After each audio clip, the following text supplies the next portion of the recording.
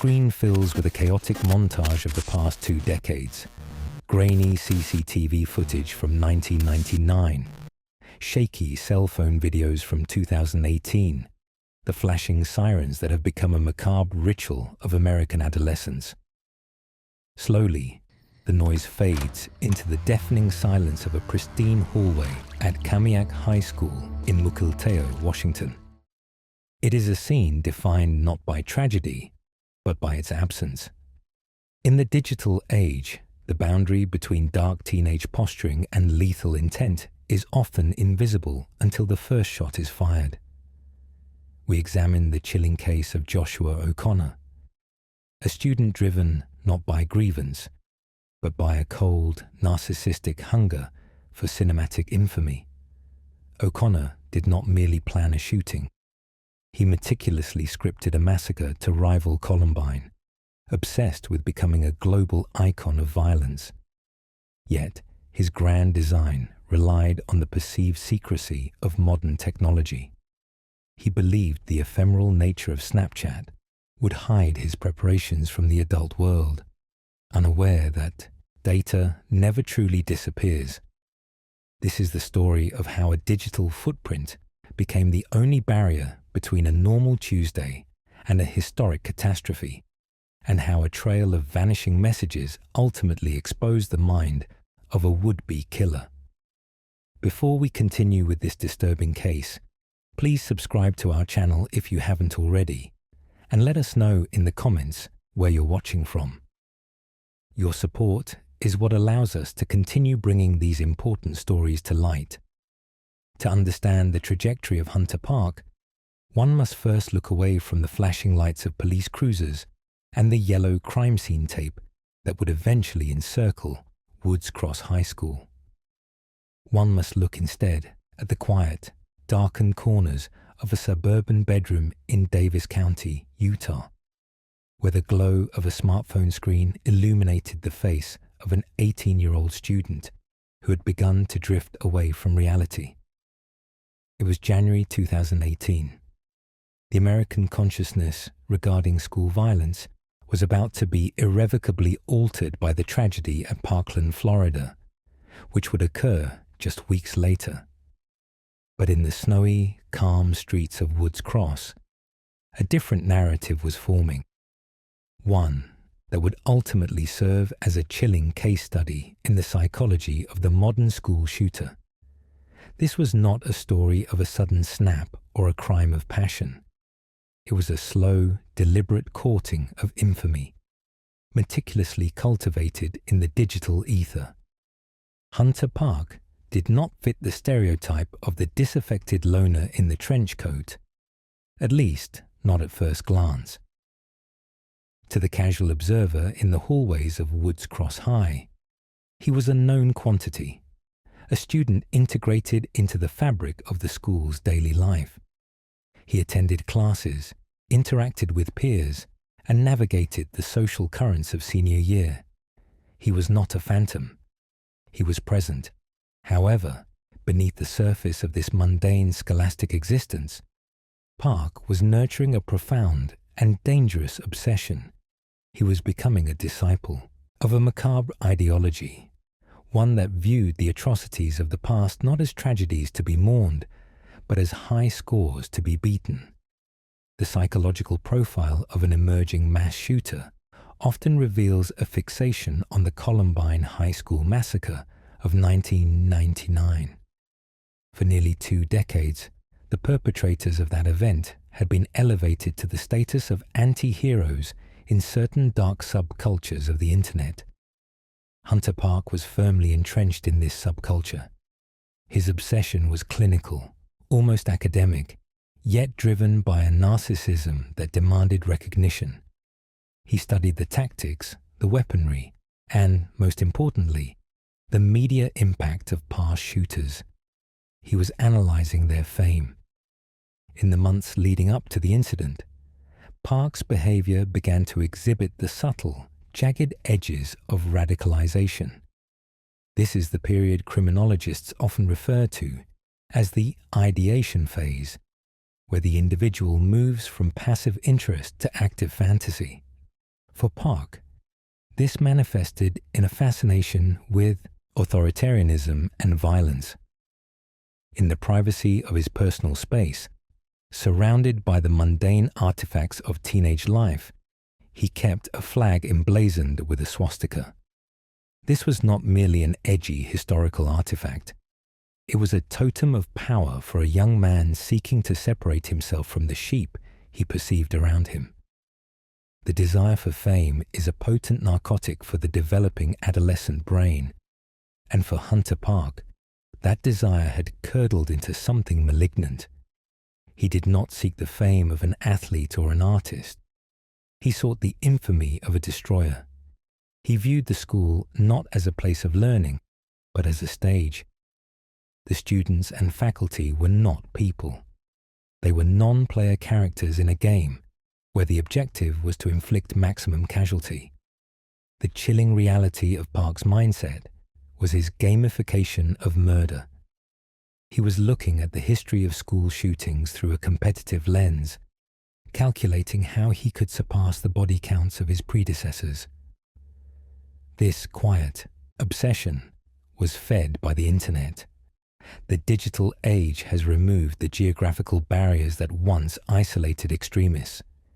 In 2018, a teenager in Utah could instantly access the manifestos, journals, and videos of killers from across the globe. Park consumed this content voraciously. He wasn't just watching, he was learning. He was desensitizing himself to the horror, stripping away the natural human empathy that inhibits lethal violence.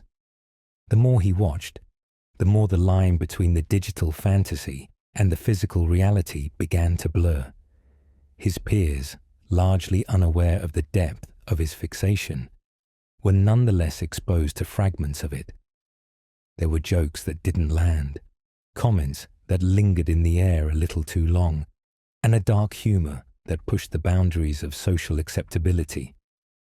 But in the ecosystem of a high school, where edginess is often a currency of cool or a shield for insecurity, these red flags were often misinterpreted. A swastika might be dismissed as shock humor. A comment about guns might be written off as bravado. This ambiguity is the camouflage of the modern shooter. They hide in plain sight, cloaking their intentions in irony until the moment the irony evaporates. The defining characteristic of Park's dissent was his need to share it. The psychology of the fame-seeking shooter is inherently contradictory. They plan a secret attack, yet they are compelled to broadcast their intentions. They need an audience before the curtain even rises. For Hunter Park, that audience was found on Snapchat. Snapchat, by its design, offers a false sense of security to those engaging in illicit or deviant behavior. The promise of ephemerality, that a message, once viewed, will disappear forever, encourages a lack of inhibition. It is the digital equivalent of a whispered secret in a dark room. Park believed that the platform provided him a safe harbor to vocalize his darkest thoughts without consequence. He treated the app as a confessional for his sins of the future. Throughout late 2017 and early 2018, the smartphone became the primary instrument of his planning. It was not just a communication device. It was a tool for reconnaissance and validation. He would discuss his thoughts with friends, testing the waters, gauging reactions. This is a phenomenon known as leakage, when a perpetrator intentionally or unintentionally reveals clues about their impending attack. Park's leakage was severe, but it was contained within the silo of direct messaging, hidden from parents and administrators. The clinical precision with which he approached the concept of the shooting was terrifying. He wasn't ranting in a disorganized fury. He was calculating. He considered the logistics of the school's security, the timing of the classes, and the density of the crowds in the hallways. He compared his potential actions to those of the Columbine shooters, Eric Harris and Dylan Klebold, treating them as the gold standard. He intended to exceed. In his mind, he was already a part of their lineage. He was drafting his own legacy, believing that his name would soon be etched alongside theirs in the halls of infamy. But who was Hunter Park before the obsession took hold? The tragedy of such cases often lies in the normalcy of the origin. There was no single cataclysmic event in his childhood that predetermined this path. There was no flashing neon sign warning the community of Woods Cross that a predator was in their midst. He was a product of the suburbs, a young man with potential who found himself seduced by the power dynamics of violence. This ordinariness is what makes the background phase so unsettling. It suggests that the capacity for such monstrous planning can incubate in the most unremarkable of environments. As the winter of 2017 turned into the new year, the fantasy began to demand realization. The ideation phase was concluding. The planning phase was beginning. The quiet obsession was becoming loud, at least in the digital realm. Park began to solicit the means to carry out his vision. He wasn't just dreaming of weapons, he was actively seeking them. He inquired about acquiring a revolver, engaging in conversations that moved the plot from the abstract to the concrete. The disconnect between his physical reality and his mental state was profound. In the physical world, he was walking the halls of Woods Cross High, perhaps sitting in a math class or eating lunch in the cafeteria, surrounded by the very people he was fantasizing about eliminating. He was breathing the same air, sharing the same space, all while viewing them through the crosshairs of his imagination. This duality is the hallmark of the Chapter 1 phase, the ability to maintain a facade of compliance while internally waging a war against the world. The fame element cannot be overstated. Park explicitly equated the act of killing with achieving a status of godhood. In his warped worldview, the shooter was the ultimate celebrity, the one person who could command the attention of the entire world. He wanted to be feared, and by extension, respected. He wanted to force the world to acknowledge him. The Snapchat messages he would eventually send were not cries for help. They were press releases for his debut. He spoke of a tier list of shooters, analyzing who had the highest body counts and who had failed. He expressed a desire to be at the top of that list. This wasn't hatred in the traditional sense. It was competitive ambition applied to atrocity. He wanted the high score. This gamification is a disturbing byproduct of a culture that quantifies everything, from social media likes to video game kills. Park had simply transferred that metric to human life. The early signs were there, scattered like puzzle pieces in the dark. The Nazi flag, the obsession with Columbine, the edgy humor, the fascination with weapons. But without the full picture, each piece could be rationalized away by those around him. A teenager's bedroom is a sovereign state, often unpoliced by parents who wish to respect privacy. A teenager's phone is a vault. Park relied on this privacy. He relied on the assumption that he was just another kid with a dark sense of humor. But the pressure of the secret was building. The narcissism that drove the plot also became its Achilles heel. Park couldn't keep his genius to himself. He needed a witness to his greatness. He needed someone to know that he was not just Hunter Park, the high school student, but Hunter Park, the architect of the next great American tragedy. This need for validation led him to open Snapchat one fateful day in January. He selected a recipient. He typed out the words that he believed would vanish into the digital void, unaware that he was about to etch them into the permanent record of criminal history. He was about to bridge the gap between the quiet obsession and the noisy reality of law enforcement, intervention. The message he drafted was casual, chillingly so. It was the articulation of a plan that had been festering for months. It was a proposition to a friend, a solicitation of partnership, or perhaps just a boast. "I think it would be fun," he would write, referring to the act of mass murder. He discussed the logistics. He discussed the legacy. He hit send. At that moment, the quiet obsession was no longer quiet. It had been transmitted. The data packets flew through the servers, carrying with them the intent of a massacre. Park put down his phone, perhaps feeling the thrill of the confession, the adrenaline of the secret shared. He trusted the technology to keep his secret. He trusted the code of silence among peers, but the variables of human conscience are harder to predict than the algorithms of an app. Hunter Park had spent months studying the killers of the past, but he had failed to account for the variable that often stops them: the intervention of those who refuse to be bystanders. He had prepared for the police. He had prepared for the security guards, but he had not prepared for the integrity of a friend who would look at a screen and see not a joke, but a threat. As the snow fell on Woods Cross, the digital footprint of Hunter Park was about to become a roadmap for the authorities. The background was set. The early signs had coalesced into a clear and present danger. The stage was dressed for a tragedy, but the script was about to be rewritten by a single screenshot. The obsession had reached its boiling point, and the vessel was about to crack. The story of Hunter Park is not just a story of a plot. It is a story of the thin digital line between a normal Tuesday and a massacre, and how that line was crossed with the tap of a thumb. The quiet obsession was over. The loud unraveling was about to begin.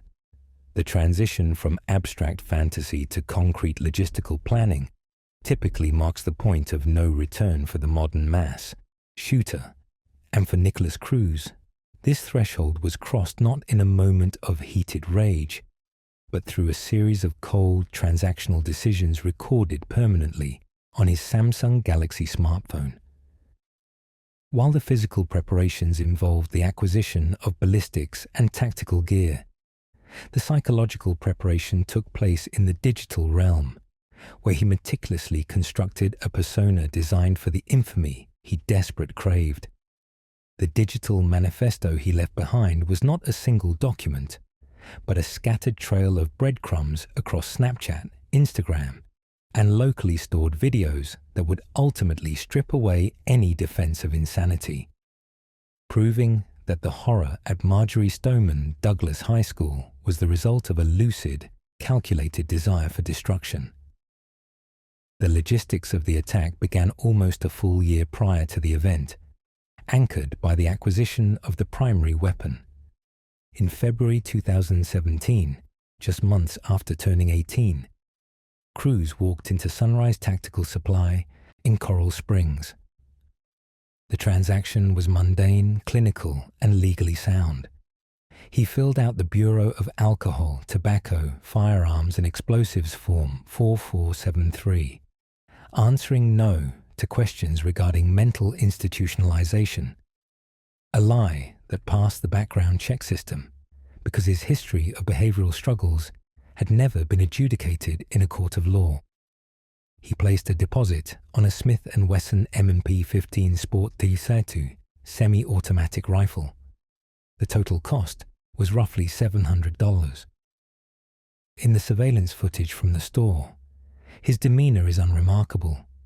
There is no shaking, no visible hesitation. He is simply a customer purchasing a commodity. This rifle would sit in a cardboard box, then a gun case, becoming the totem around which his entire identity began to orbit. However, the possession of the rifle was not enough. The weapon needed to be introduced to his digital audience. The digital manifesto phase of his planning became most active in the months leading up to February 2018. Cruz utilized Instagram as a testing ground for his new identity. under handles that were frequently banned and reinvented, variations of his name often appended with weapon terminologies. He began posting images that served as a catalogue of his arsenal. One specific post featured the Smith & Wesson rifle laid out on a bedsheet, surrounded by ammunition magazines. The caption was a simple, blunt declaration of ownership, but the subtext was a threat. In other posts, he displayed smaller weapons, knives, and body armor. He was curating the image of a soldier, a warrior without a war, signaling to the void of the internet that he was preparing for combat. It was on Snapchat, however, that the planning took on a more interactive and disturbing dimension. Snapchat's ephemeral nature appeals to the teen psyche because it promises erasure, but for Cruz, it was a tool for direct intimidation and validation. He sent direct messages to peers, former classmates from Stoneman Douglas, and even casual acquaintances. These messages were not vague cries for help. They were explicit foreshadowings of violence. He sent photographs of his loadout, the vest, the black mask, the rifle, to friends, gauging their reactions. When one recipient expressed concern, asking him what he intended to do with the gear, Cruz played coy, suggesting he was just a collector or interested in military enactment. But to others, the mask slipped. He made comments about shooting people, about his hatred for the school, and about his desire to make them pay. These Snapchat threads, which he believed would disappear or be ignored, were instead screenshotted and archived by disturbed recipients, preserving the timeline of his escalation. The most damning evidence of his planning, the core of his digital manifesto, was found in 3 specific videos recorded directly to his cell phone storage on February 8, 2018, just 6 days before the massacre. These videos were not live-streamed. They were pre-recorded statements intended for posthumous consumption or post-arrest notoriety. They reveal a level of lucidity that dismantled the defense's later arguments of a fugue state or broken reality. In the first video, the camera is pointed at the ground, capturing only the gravel and his shoes, but his voice is clear, devoid of emotion, and chillingly casual. "Hello," he begins. "My name is Nick, and I'm going to be the next school shooter of 2018. The statement is delivered with the confidence of someone reading a weather report. He goes on to state his goal with mathematical precision. "My goal is at least 20 people with an AR-15 and some tracer rounds. It's going to be a big event. When you see me on the news, you'll all know who I am." Here, the motive of fame is laid bare. He is not speaking about political grievances or specific bullying incidents in this moment. He is speaking about brand recognition. He laughs, a short, manic chuckle, and ends the clip with, "You're all going to die. Pew, pew, pew. Can't wait." The use of onomatopoeia for gunfire suggests a complete detachment from the biological reality of death. He is gamifying the murder of his former classmates.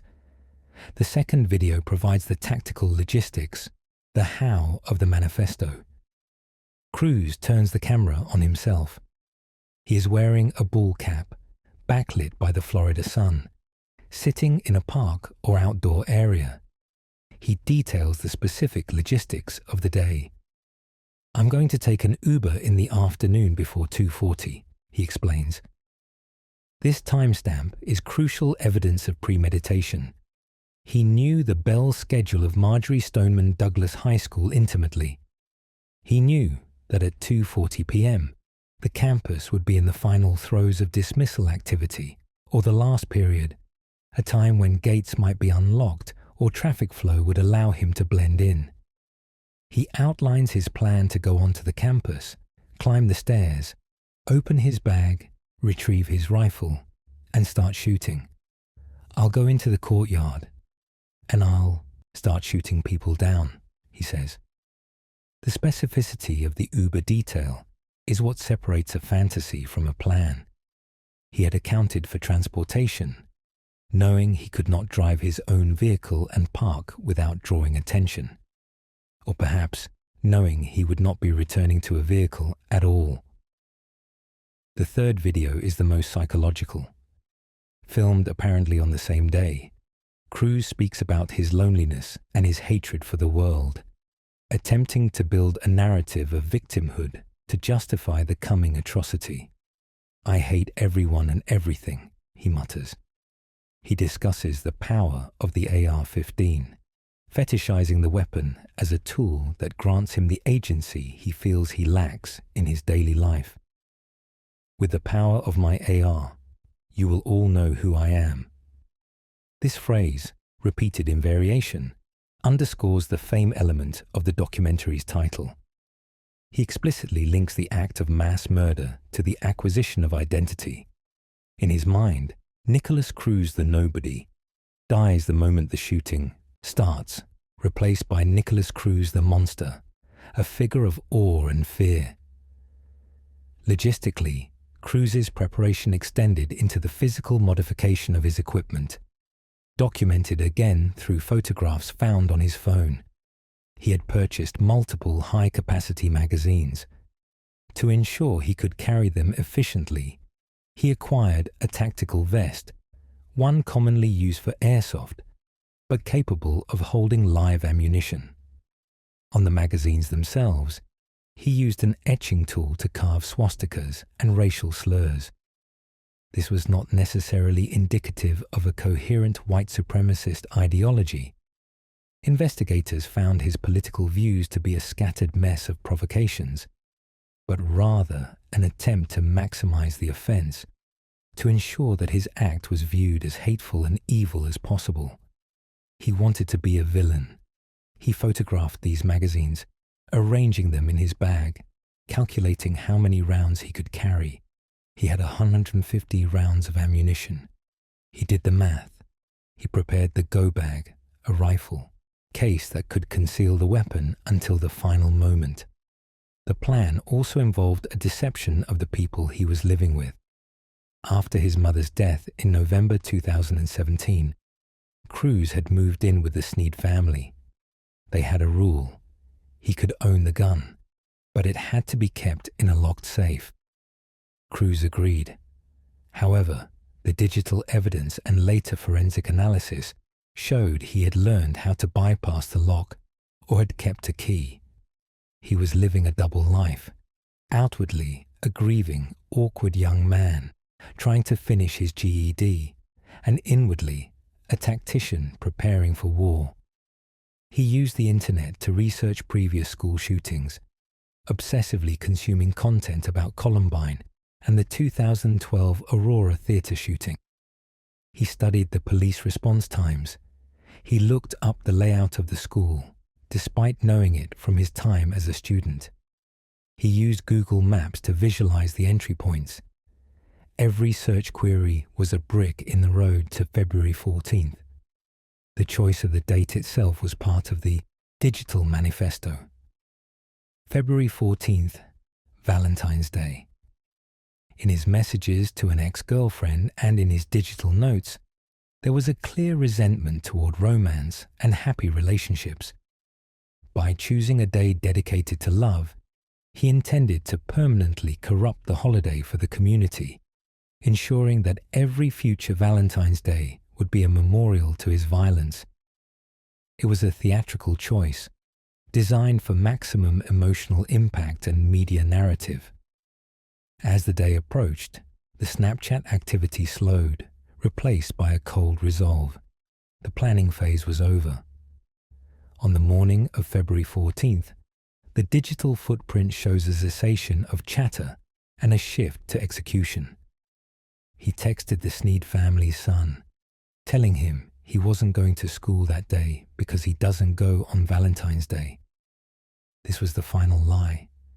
He engaged the Uber app, the logistical linchpin he had spoken of in his video. The ride was booked. He dressed in the clothes he had selected to mimic a junior ROTC, cadet, maroon polo shirt, black pants, a disguise that would allow him to blend in with the students, as JROTC was a popular program at the school, and he was a former member. This camouflage was a tactical decision derived from his knowledge of the school's culture. The Uber driver who picked him up had no idea that the music equipment Cruz claimed to be carrying in the soft black rifle case was the Smith & Wesson M&P 15.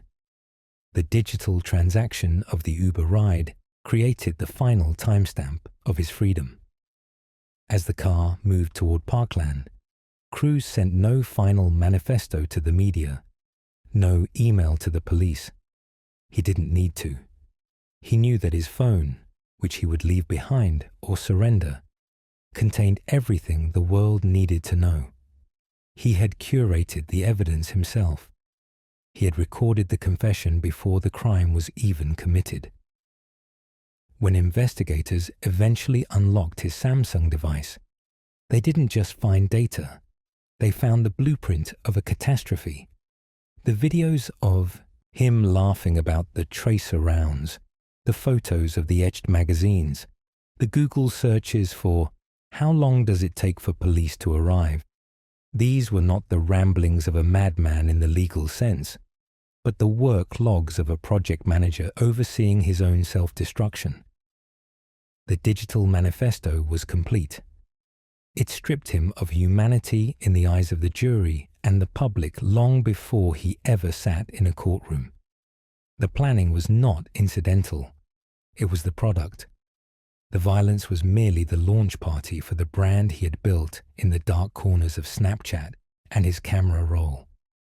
He had planned for fame, and he had used his smartphone to ensure that when the fame came, it would be on his specific, horrific terms.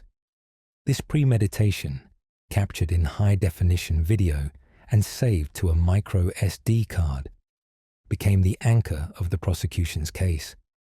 It showed that he had ample time to stop. He had time to delete the videos. He had time to cancel the Uber. He had time to put the rifle back in the safe.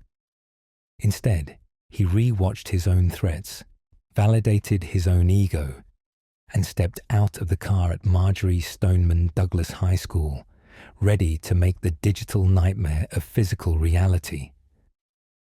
The separation between the boy on the phone screen and the shooter in the hallway had dissolved. The manifesto was live. The digital notification that would ultimately dismantle the plot arrived not on a police scanner or through an anonymous hotline, but on the glowing screen of a teenager's smartphone. It was the evening of April 18, 2019. Just 2 days before the 20th anniversary of the Columbine High School massacre. In Riverton, Kansas, the atmosphere was already tense. Educational institutions across the country were on high alert, anticipating the grim commemoration that often inspires copycat behavior. But for the students of Riverton High School, the threat was about to transition from a theoretical possibility to an immediate, terrifying reality. The intervention began with a single witness. A student, scrolling through her social media feed, paused on a Snapchat story posted by Keenan Cooper. The image was stark, devoid of the usual teenage posturing or irony. It depicted a firearm, positioned with intent, accompanied by a caption that chilled the witness to the bone. The message alluded to the upcoming anniversary, suggesting that the bloodshed of 1999 was merely a prelude to what was planned for Riverton. This was not a vague cry for help. It was a declaration of intent. The student, overcoming the social pressure that often silences peers in these situations, took a screenshot. That singular digital action froze the evidence that would otherwise have vanished into the ether of the app's ephemeral programming. She showed it to her parents, who immediately contacted the Cherokee County Sheriff's Office. Sheriff David Groves understood the gravity of the timeline. With the anniversary less than 48 hours away, there was no margin for a preliminary investigation or a wait-and-see approach. The psychology of the fame-seeking shooter is driven by dates and symbols, and Cooper had explicitly aligned himself with the most notorious timeline in American school violence history. The response was clinical and overwhelming. Law enforcement mobilized with a tactical urgency designed to neutralize the threat before the suspect could transition from the planning phase to the execution phase. Deputies descended on the Cooper residence in southeast Kansas. The element of surprise was critical.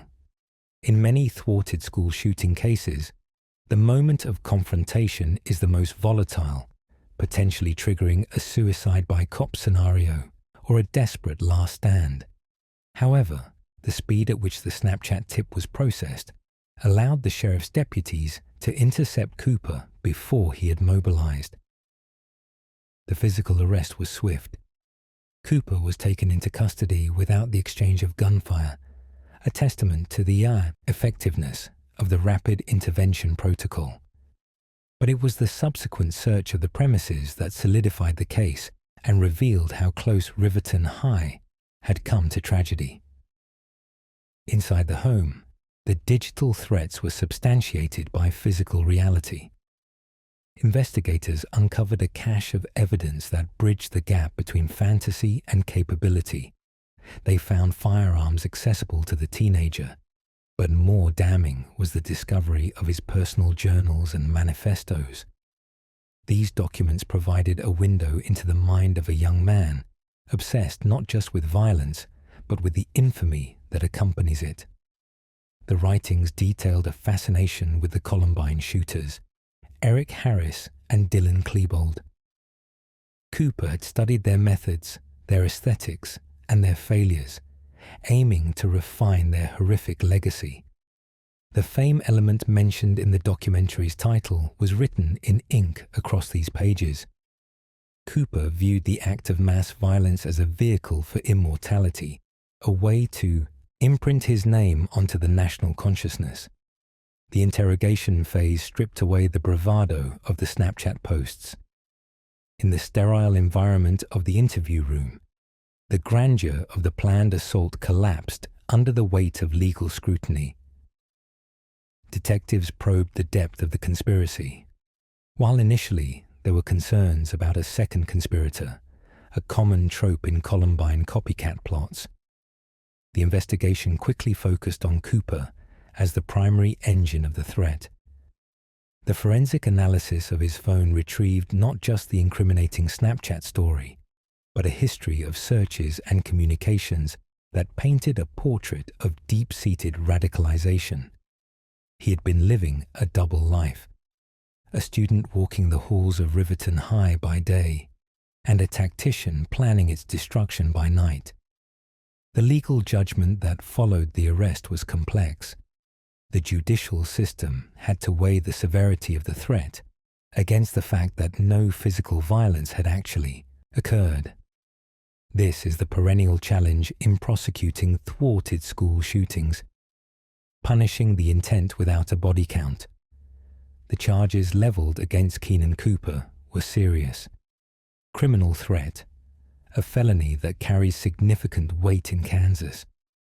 The prosecutor's office argued that the terror inflicted upon the student body and the mobilization of law enforcement resources constituted a completed crime, regardless of whether a trigger was pulled.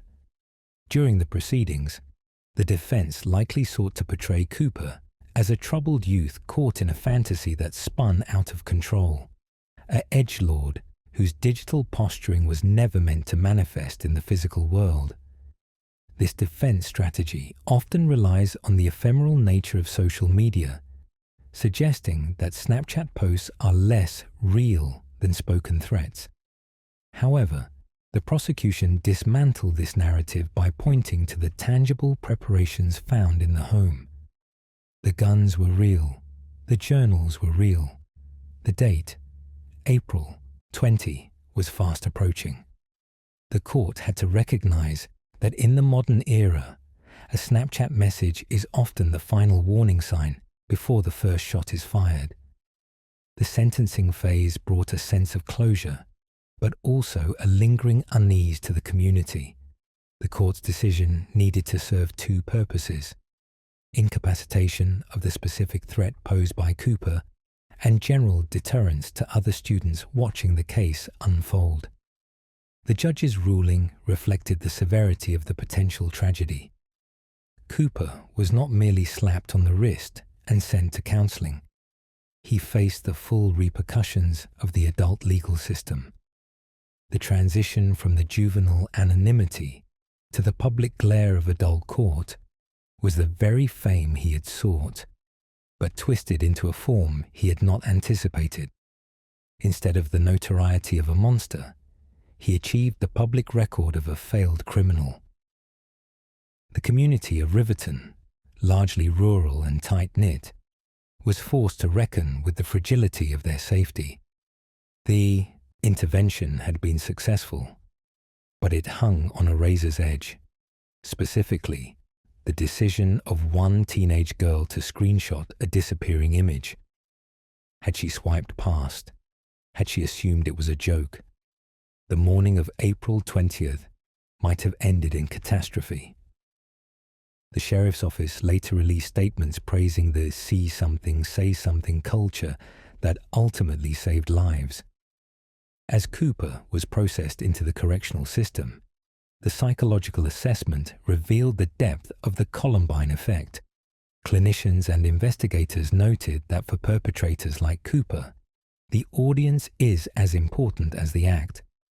Snapchat was not just a communication tool, it was a stage. By broadcasting his intent, he was performing for an audience, seeking validation for his dark impulses. The intervention by law enforcement broke the fourth wall of that performance.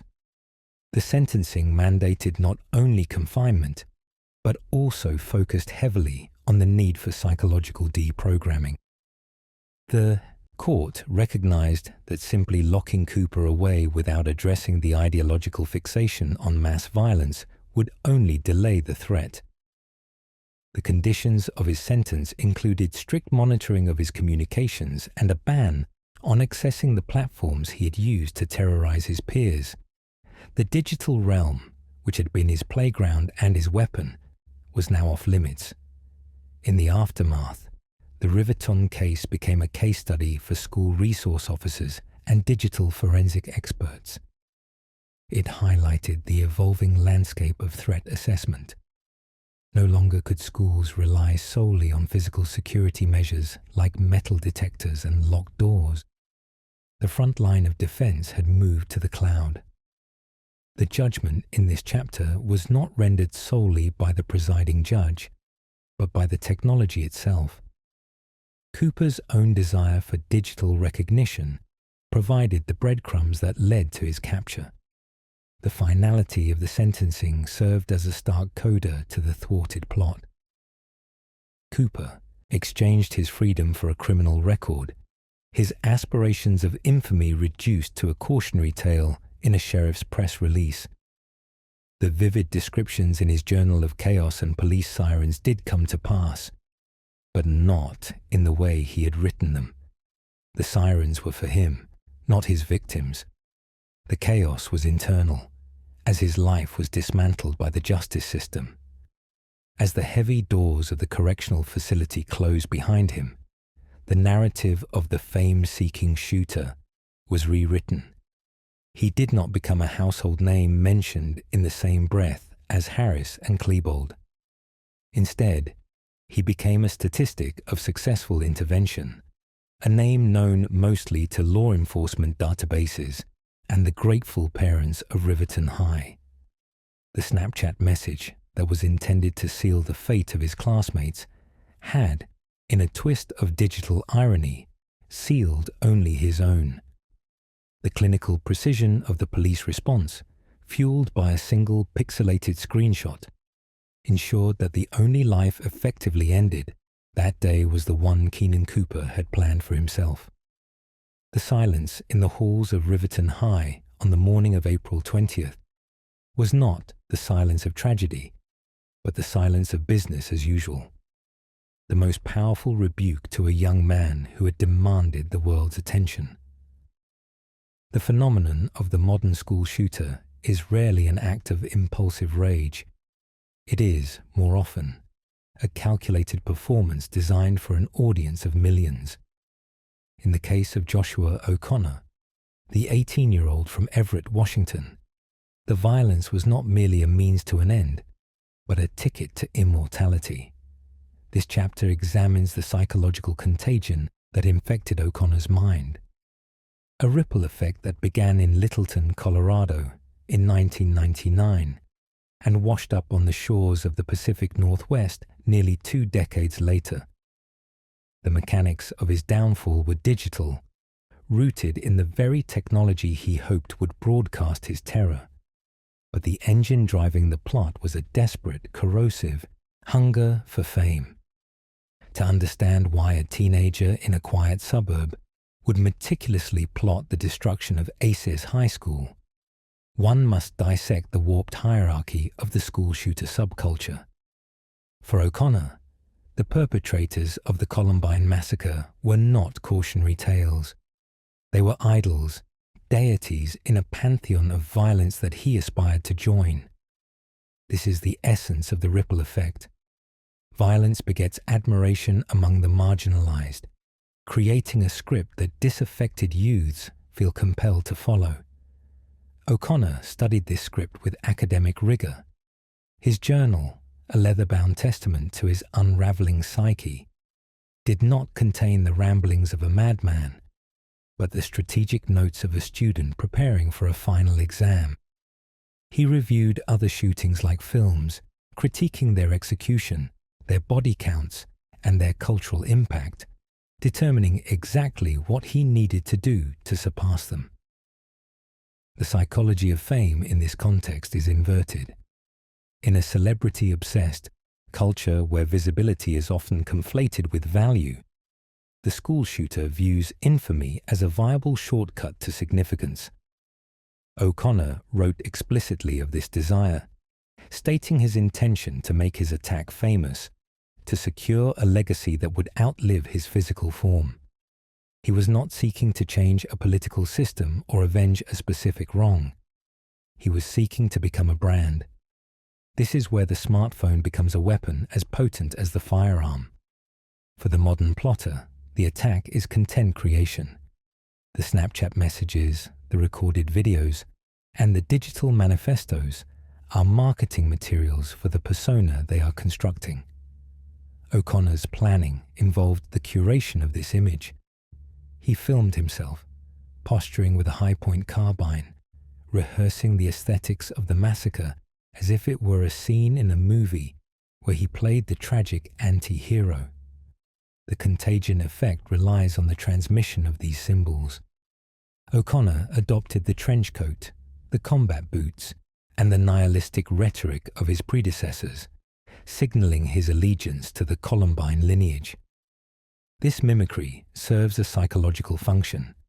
It allows the plotter to shed their identity as a powerless, overlooked adolescent and assume the mantle of the godlike avenger. By aligning himself with historical monsters, O'Connor felt a surge of borrowed power. He wrote about the thrill of knowing something the rest of the world did not, walking through the halls of Aces High School and visualizing the carnage, viewing his classmates not as peers, but as non-player characters in his impending simulation. This dehumanization is a necessary step in the psychology of fame-seeking violence. The victims are reduced to numbers that will elevate the shooter's score. However, the tragedy of this pursuit is the profound disconnect between the fantasy of infamy and the reality of the crime. O'Connor believed he was orchestrating a grand finale, a cinematic exit that would etch his name into history. He flipped a coin to decide which school to target, a gesture of performative nihilism meant to underscore his detachment from human life. He spoke of the adrenaline, the anticipation, the sheer ecstasy of impending destruction. But the digital breadcrumbs he left behind, the very tools he hoped would amplify his message, became the instruments of his containment. The teenage desire to share, to boast, and to validate one's existence through the screen creates a vulnerability. The leakage of intent, whether through a journal found by a grandmother or a Snapchat message alluded to in passing, punctures the hermetic seal of the plot. When Michelle O'Connor discovered her grandson's journal, the grand narrative Joshua had constructed began to collapse. The clinical precision of his entries, detailing the specific doors he would chain shut, the explosives he would detonate, and the timeline of the slaughter, was stripped of its romantic veneer and revealed as the brutal, pathetic planning of a massacre.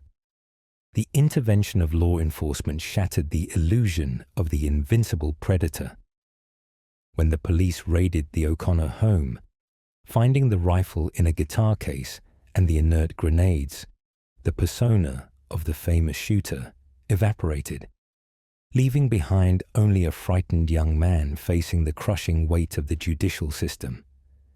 The legacy O'Connor sought was one of fear and awe, but the legacy he achieved was one of intervention and prevention.